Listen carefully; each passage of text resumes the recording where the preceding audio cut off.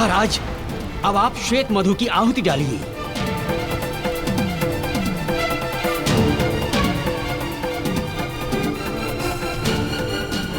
रुक जाओ, रुक जाओ, रुक जाओ, रुक जाओ।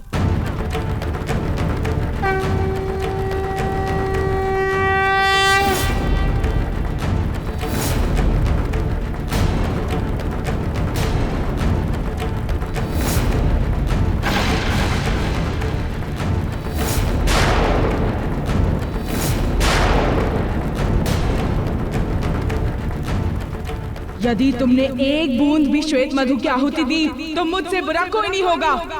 तुम विघ्न बनकर यहाँ भी आ पहुँचे। सैनिकों, बंदी बना लो।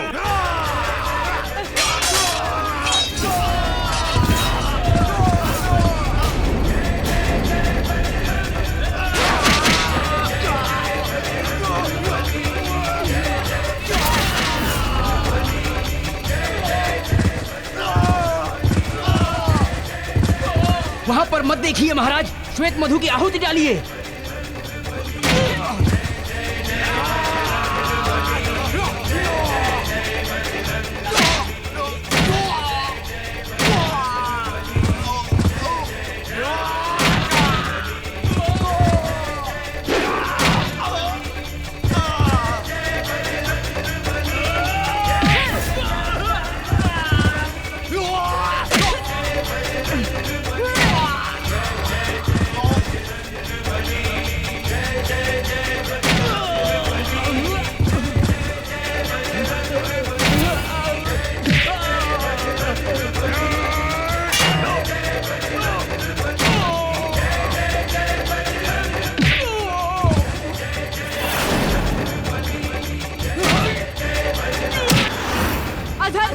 अपने स्वार्थ हेतु सृष्टि के नियमों को बदलने वाले पापी, तुझे इस धरती पर जीवित रहने का कोई अधिकार नहीं। तेरा अंत अनिवार्य है।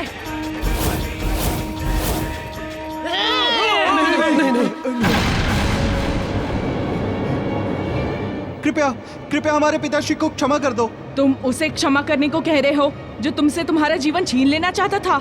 तो क्या हुआ? ये जीवन भी तो इन्हीं का दिया हुआ है। हम तो ऋणी हैं इनके। इन्होंने ही तो इस धरती पे हमें अस्तित्व दिया है। यदि आप हमारे पिता की हत्या करना ही चाहते हैं तो सर्वप्रथम आपको हमारी हत्या करनी होगी।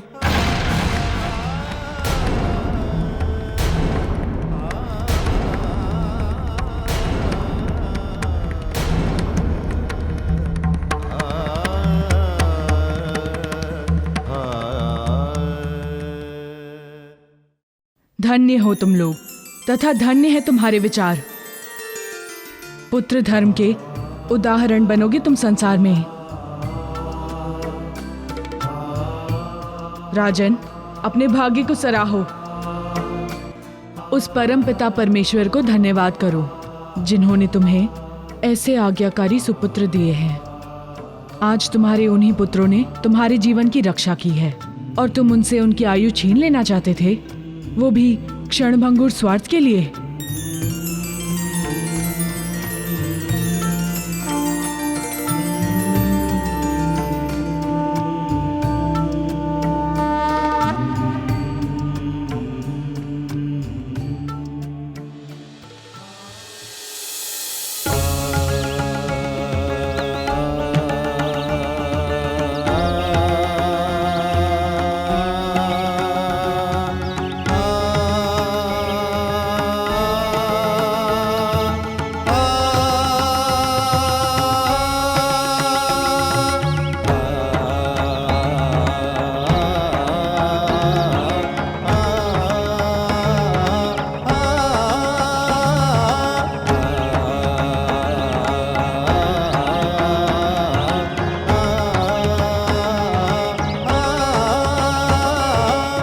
अभी मिट्टी ही इनके शरीर के ताव को बचा कर रख सकती, इसलिए मारुति के आने तक इस मिट्टी से इनके पूरे शरीर को ढक कर रखना होगा।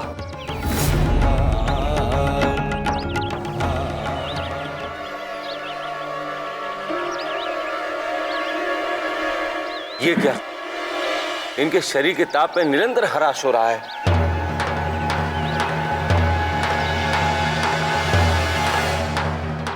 मारुति, यदि तुम श्वेत मधु लेकर अतिशीघ्र वापस नहीं आए तो मेरा परिश्रम व्यर्थ हो जाएगा। कोई लाभ नहीं होगा इतने संकटों से जूझकर, इतने कष्ट उठाकर श्वेत मधु लाने का। मारुति, तुम शीघ्र वापस आ जाओ। मारुति, तुम शीघ्र वापस आ जाओ।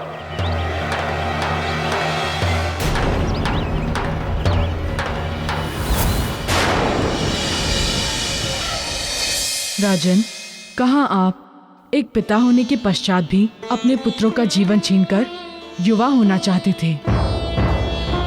और कहाँ ये आपके पुत्र जिन्होंने आपको जीवन दान दिया है?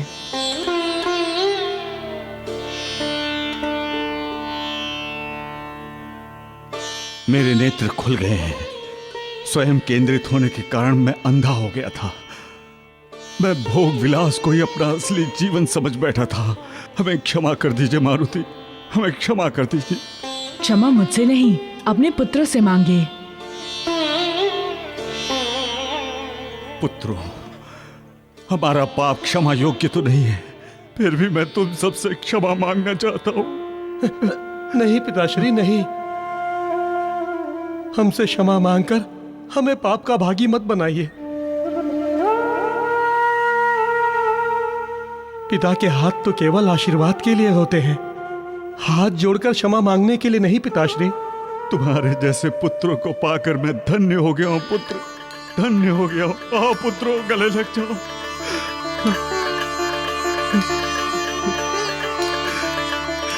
मेरे पुत्र,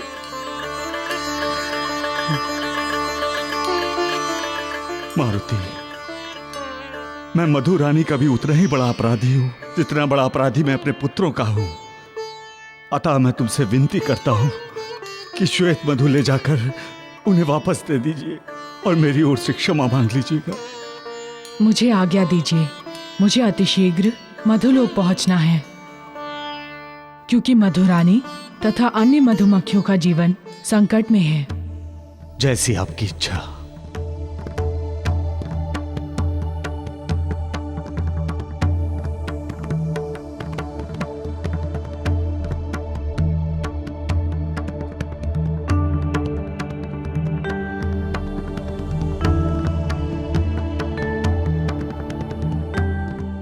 मुझे अति शीघ्र ही अश्विनी कुमारों के पास पहुंचना होगा।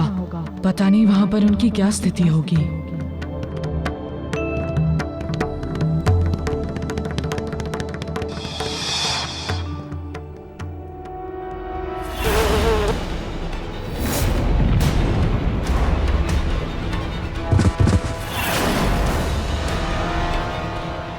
कि एक पिता को अपने पुत्री के यहाँ इतने दिनों तक रहना उचित नहीं है। नहीं महाराज, नहीं। आपने जो किया वो उचित नहीं किया। आपने मेरे पिताश्री का अपमान किया, वो भी इतना घोर अपमान। ये क्या कह रही हो देवी अंजना? आप किस अपमान की बात कर रही हैं? भला मैं क्यों करूंगा आपके पिताश्री का अपमान, वो भी पिता तुल्य ससुर का? आपने कब से दो रूप धारण करना प्रारंभ कर दिया है महाराज? मैं कुछ समझा नहीं, आप क्या कह रही हैं देवी अंजना? किंतु मैं सब कुछ समझ चुकी हूँ। पिताश्री ने मुझे सब कुछ बता दिया है। क्या बता दिया है? यही कि आपने उनसे अंजन प्रदेश से चले जाने को कहा। आपने उनसे यह भी कहा कि एक पिता को अपनी पुत्री के घर जल तक ग्रहण नहीं करना चाहिए। कि एक पिता को अपनी पुत्री के यहाँ जल ग्रहण करना निषेध है। और एक आप है जो अपनी पुत्री के घर अपना जीवन यापन कर रहे हैं। आप अपनी पुत्री के यहाँ अपना जीवन यापन कर रहे हैं? लज्जा नहीं आती आपको ऐसा करने में? आप मेरे पिताश्री से ऐसी बात कैसे कर सकते हैं? कैसे कर सकते हैं उनका इस प्रकार अपमान? कैसे? देवी अंजना, लगता है आपके मन की स्थिति सही नहीं है, वरना ऐसा कदापि नहीं कहती आप। आप वास्तविक स्थिति से अनभिज्ञ हैं। आपको पता होना चाहिए कि कल से मैं पिताश्री से मिला तक नहीं, तो ऐसी बात कैसे कह सकता हूं? यही तो मैं आपको समझाने का प्रयास कर रही हूँ कि आप ऐसा कदापि नहीं कर सकते, स्वप्न में भी नहीं कर सकते। किंतु सत्य तो यह है कि ऐसा हुआ है, और करने वाले आपको। क्या हो गया है आपको महाराज? क्या हो गया है आपको?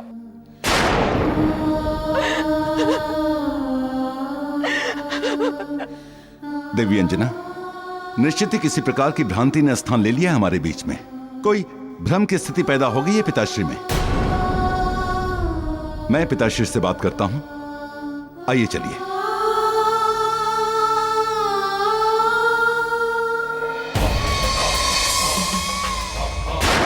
बात करने से कोई लाभ नहीं होगा महाराज केसरी, क्योंकि मैंने, मारीच ने तुम्हें जिस चक्रव्यूह में डाला है उसमें से निकलना असंभव है, असंभव।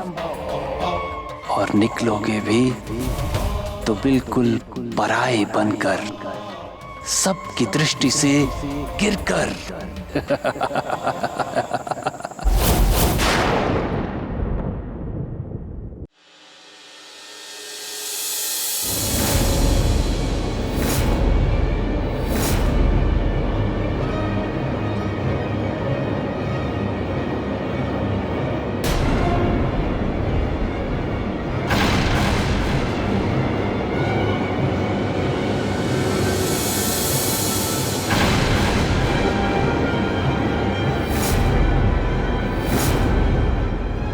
अरे, इनका जीवन तो संकट में है। ये किसी भी क्षण मृत्यु को प्राप्त हो सकती हैं। इनके समाप्त हो रहे जीवन को केवल श्वेत मधु ही बचा सकता है।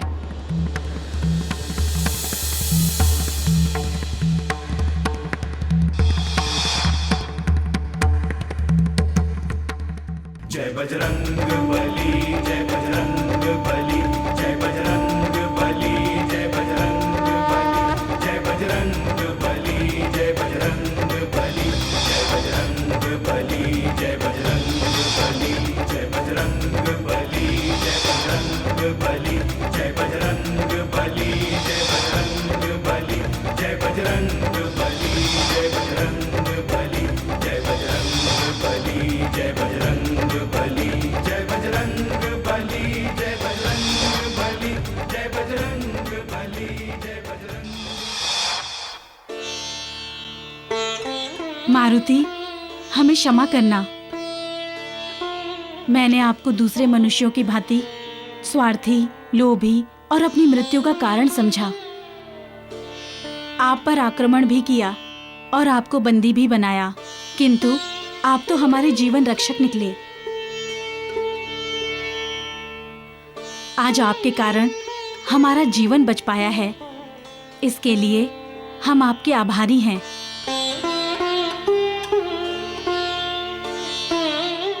इसमें आभार की कोई आवश्यकता नहीं है। मैंने जो किया ये मेरा कर्तव्य था। ये लीजिए आपका श्वेत मधु।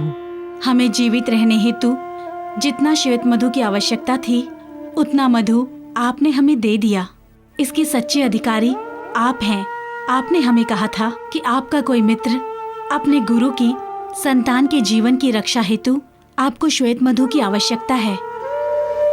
इसमें से कुछ श्वेत मधु मैं आपको ले जाने की अनुमति देती हूँ। इस कृपा के लिए आपका बहुत बहुत धन्यवाद।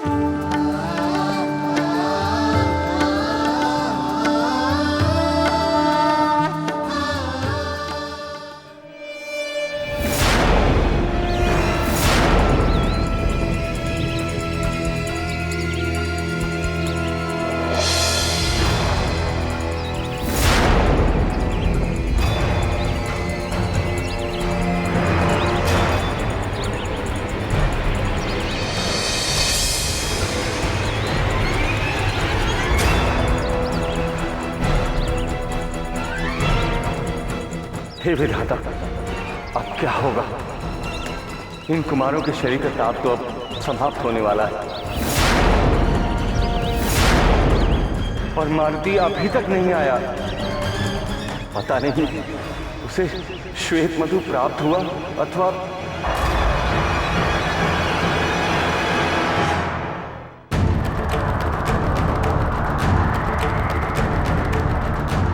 किंतु तुम्हें एक बात का ध्यान अवश्य रखना होगा। मेरी विद्या का प्रभाव इन अश्विनी कुमारों पर तभी तक रहेगा जब तक इनके शरीर में ताप शेष है। शरीर के ताबीन हो जाने के पश्चात इन्हें पुनः जीवित नहीं किया जा सकता। तुम्हें समय सीमा के भीतर ही श्वेत मधु लेकर वापस आना होगा।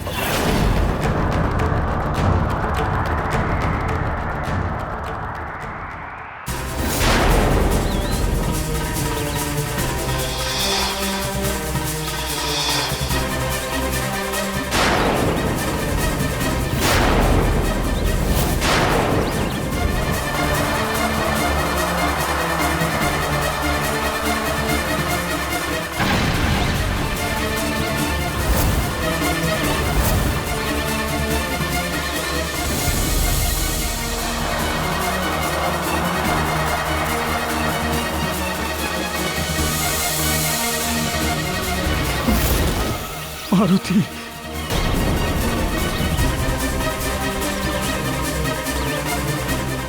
नहीं, अब कुछ नहीं हो सकता। इनके शरीर का ताप अब समाप्त हो चुका है। इनके जीवन को बचा पाना अब संभव नहीं। मारुति, तुमने आने में विलंब कर दिया।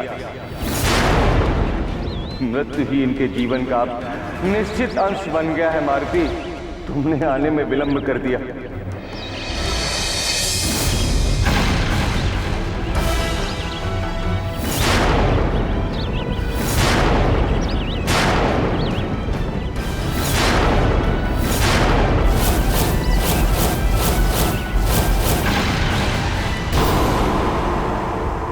जीवन रक्षक श्वेत मधु ले आया हूँ, लीजिए तथा इन्हें पुनः जीवित कर दीजिए। मैंने गुरु माता संज्ञा को वचन दिया था उनकी संतानों को उनके सम्मुख लाने का। यदि मैं इन्हें जीवित नहीं लेकर गया तो क्या उत्तर दूंगा मैं उन्हें? गुरुदेव, मुझे निराश मत कीजिए। तब इनके पुनर्जीवन हेतु हमें अति शीघ्रता से काम करना होगा।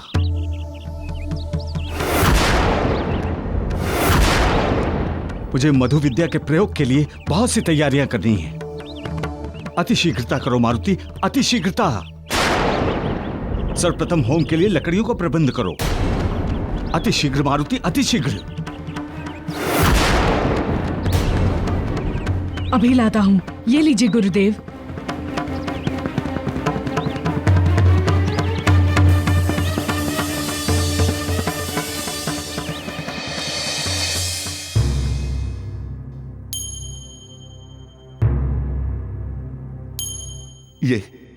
ये आप क्या कह रहे हैं पिताश्री? मैं और आपका अपमान? क्या इतने वर्षों तक मैंने आपसे कुछ कहा? कभी आपका निरादर किया? कभी आपसे अभद्र व्यवहार नहीं किया? अरे कुछ कहना तो दूर, मैंने तो आपसे कभी ऊंचे स्वर में बात तक नहीं की।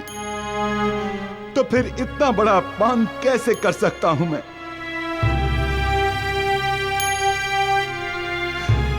पिताश्री, ये अंजन प्रदेश जितना मेरा है उतना आपका भी है।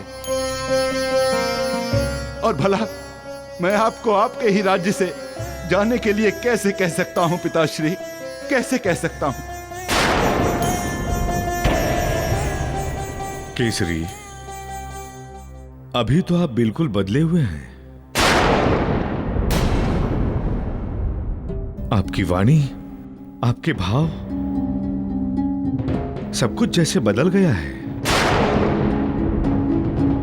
किंतु प्रातःकाल जब मैं आपसे मिलकर जामवंत की संदेह वाली बात आपको बता रहा था, आप यकायक इतने क्रोधित हो गए पुत्र कि मर्यादाओं की सारी सीमाओं को लांघते हुए आपने मुझे न जाने क्या क्या कह डाला।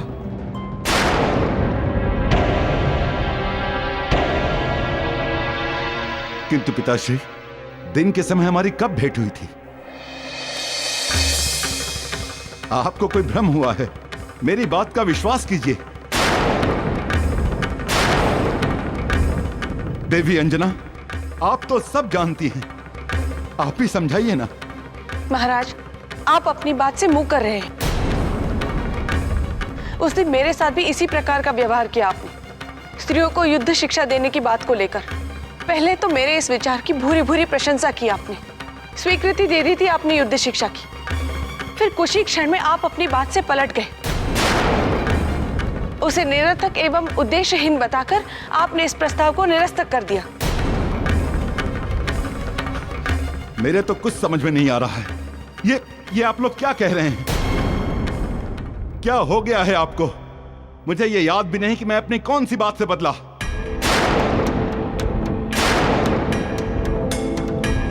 उल्टा आप बदली हैं अपनी बात से। आपने ही तो कहा था कि स्त्री घर में ही शोभा देती है। वो युद्ध कला की शिक्षा लेकर क्या करेगी?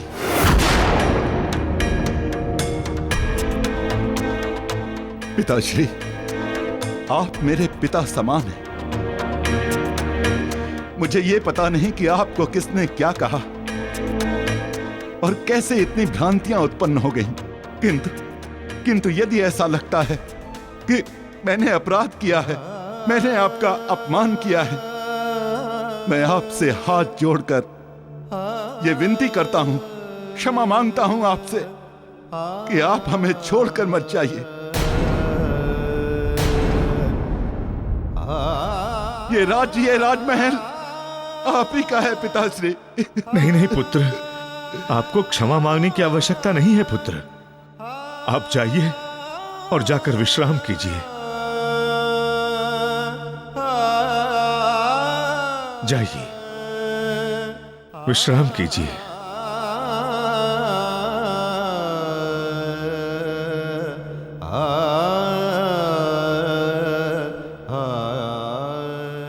बड़ी विचित्र बात है अंजना। केसरी का तो पूरा स्वरूप ही बदला हुआ है। कहीं तो कोई बहुत बड़ी बाधा है अंजना। कुछ ऐसा अवश्य है जिसे हम समझ ही नहीं पा रहे हैं। मुझे महाराज पर दृष्टि रखनी होगी। इस प्रकार का दो तरफा व्यवहार तो महाराज को सब लोगों की दृष्टि में आत्मघाती बना देगा। मुझे पता लगाना होगा कि इसके पीछे क्या रहस्य है।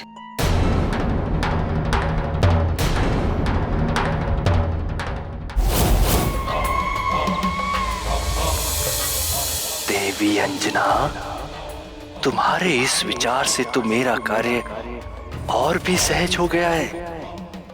मैं यही तो चाहता था कि तुम केसरी पर दृष्टि रखो, क्योंकि तभी तो मैं केसरी को छलिया एवं मायावी सिद्ध कर पाऊंगा।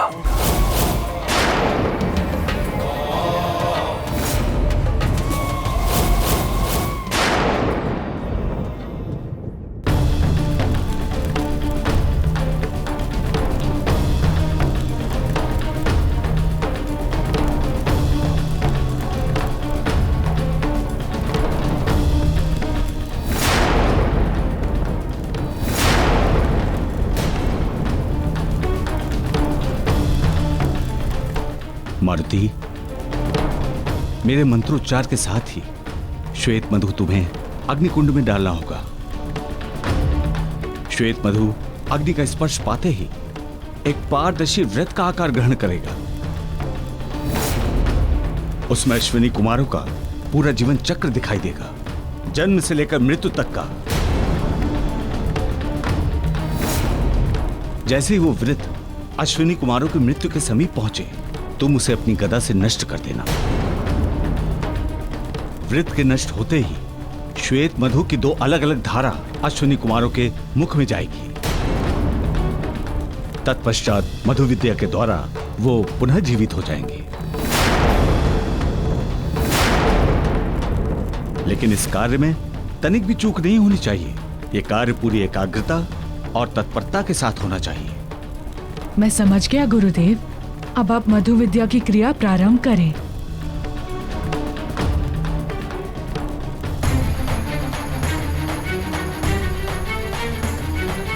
ओम श्वेत मधुवे स्वाहा।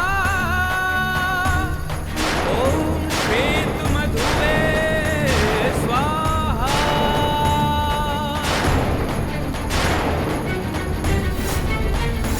ओम मृत्युंजय नीलकंठाय रुद्राय परमात्मने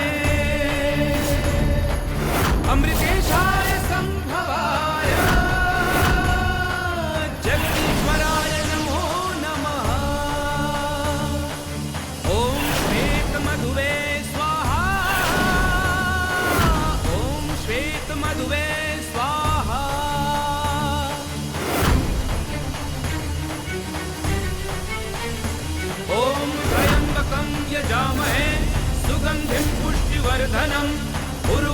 त्वमिव बन्धनान् मृत्योर्मुक्षीयमामृता ॐ श्वेतमधुवे स्वाहा ॐ श्वेतमधुवे स्वाहा।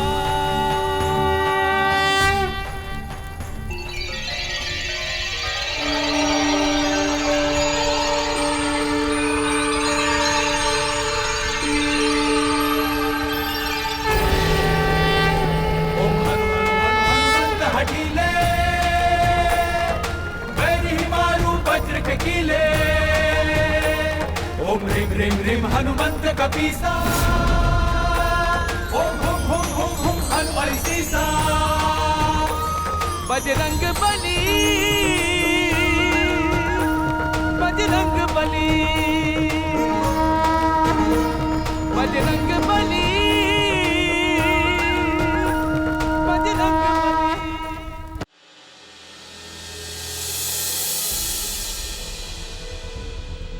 आपने जो किया वो उचित नहीं किया।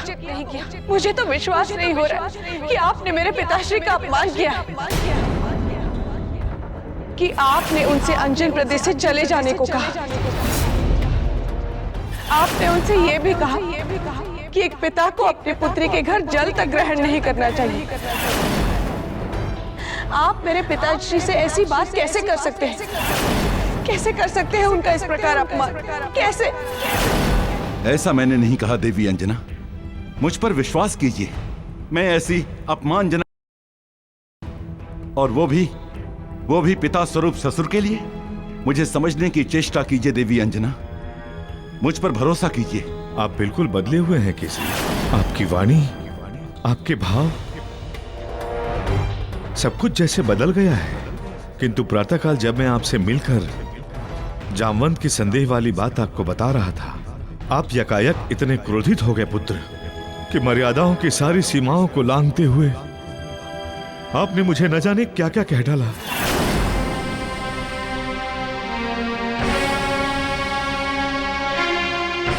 आप सब लोग भ्रम के शिकार हैं, पर जिसका दोषी मैं हूं ही नहीं।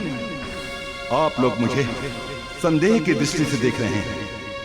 मुझे भी ऐसा आभास हो रहा है जैसे मेरे विरुद्ध कोई माया रची जा रही है।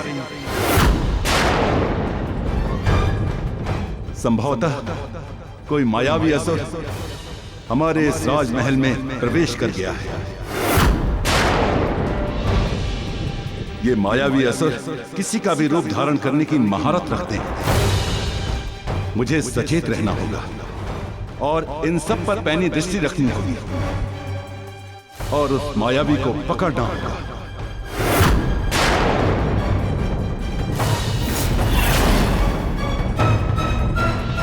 महाराज केसरी, मेरी चिर प्रतीक्षित घड़ी आ गई। इसी की प्रतीक्षा थी मुझे, इसी की। अब तुम्हारा संदेह तुमसे वही करवाएगा जो मेरी मारीच की मंशा है, जो मैं चाहूंगा। हाँ, विजय पथ पर अग्रसर हूं महाराज केसरी, विजय पथ पर अग्रसर हूं।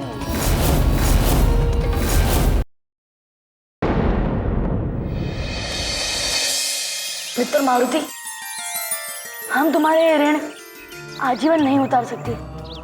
तुम लोग केवल मेरे मित्र ही नहीं, अपितु मेरे गुरु भाई हो। और वैसे भी मैंने कुछ भी नहीं किया है।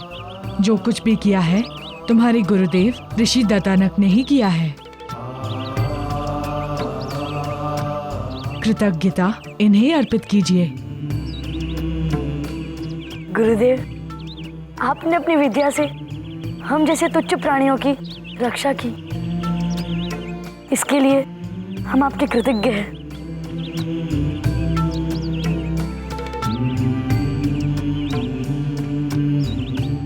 धन्य हो तुम लोग और धन्य है तुम्हारा साहस, जिसके बल पर तुम लोगों ने अपने गुरु की प्राणों की रक्षा हेतु अपने प्राणों की आहुति देने में हिचकिचाहट नहीं दिखाई।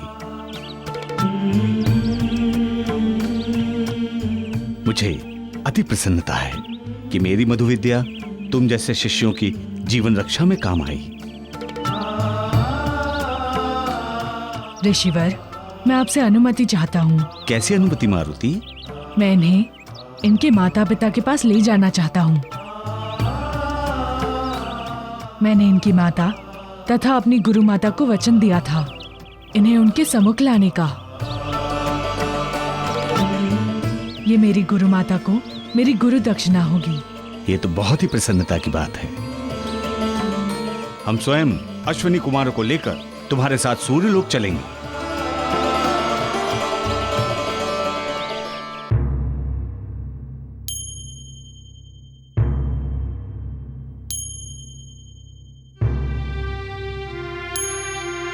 इस समय हमारा ये अंजन प्रदेश विकट संकटों के भयावह चक्रव्यूह में बुरी तरह से घिरा हुआ है।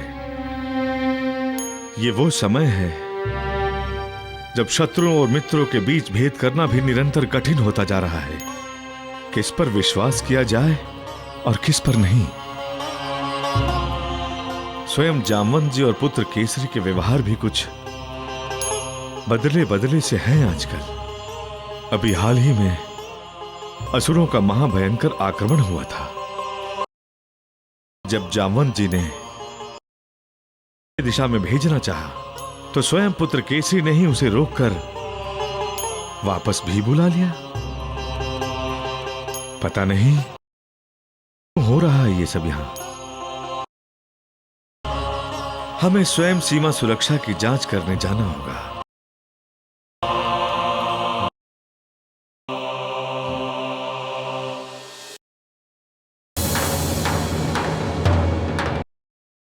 रात्रि प्रहर में महल से बाहर जा रहे हैं? किससे मिलने जा रहे हैं? ये क्या रहस्य है? मुझे सत्य जानने हेतु इनका पीछा करना होगा।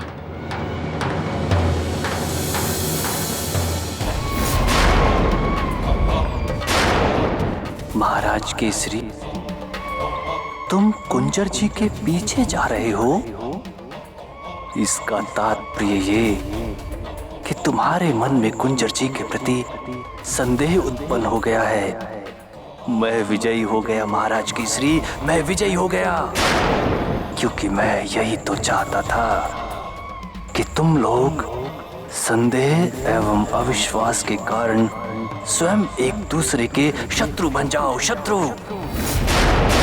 जिस पर तुम अग्रसर हो। और अब